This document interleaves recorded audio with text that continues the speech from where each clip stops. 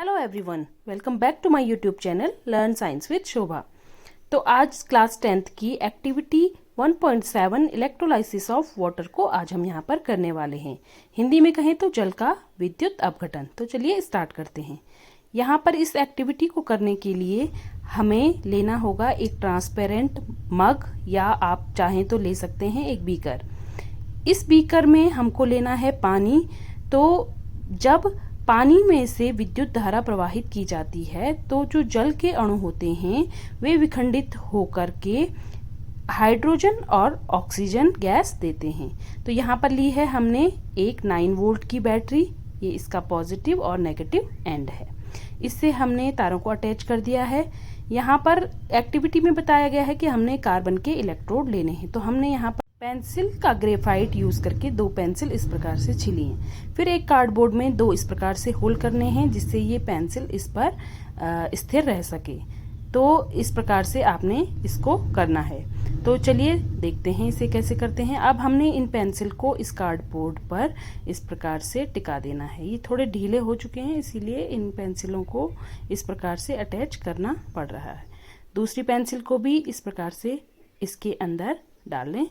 अब इन दोनों पेंसिल को पानी में पूरी तरह से डुबो लें।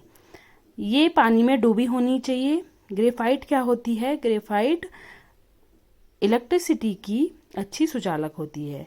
अब हम क्या करेंगे कि इस जो ये पानी है, क्योंकि जो शुद्ध जल होता है वो विद्युत का कुचालक होता है, अतः इसमें हमने कुछ मात्रा अम्ल की मिला दी है जिससे 9 वोल्ट की वोल्टेज में भी इसमें धारा प्रवाहित हो सके। अब यहाँ पर हमने क्या किया है, सेल को इससे कनेक्ट कर दिया है, इसके दोनों कैथोड और एनोड दोनों सिरे को।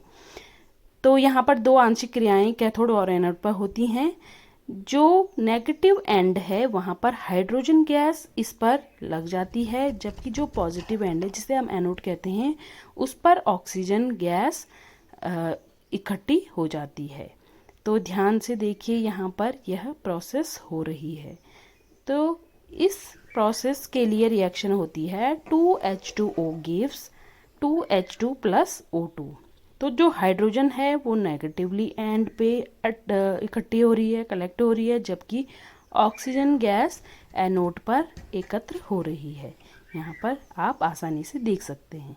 तो इस प्रकार का हमने एक सेटअप तैयार किया है इस एक्टिविटी को करने के लिए।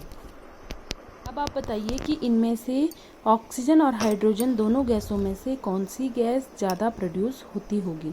तो यहाँ पर जैसे कि हमने एक क्वेश्चन में बताया था कि जब वाटर टूटता है तो उसके 2 मोल्स हाइड्रोजन के बनते हैं जबकि 1 मोल ऑक्सीजन का बनता है। इसका मतलब जो कैथोड होती है उस पर ज़्यादा हाइड्रोजन प्रोड्यूस होती है। इसका मतलब जो ये ग्रे वाली पेंसिल है वो नेगेटिवली एंड या कैथोड जिसे हम कहते हैं, और ऑक्सीजन एनोड पर जाकर के इकट्ठा होती है। So the hydrogen gas liberated at cathode whereas oxygen gas liberated at anode. तो ये वाला ग्रे वाली पेंसिल कैथोड की तरह कार्य करती है और रेड वाला एनोड है जिस पर ऑक्सीजन लिबरेट होती है, और ये हमारी बैटरी है।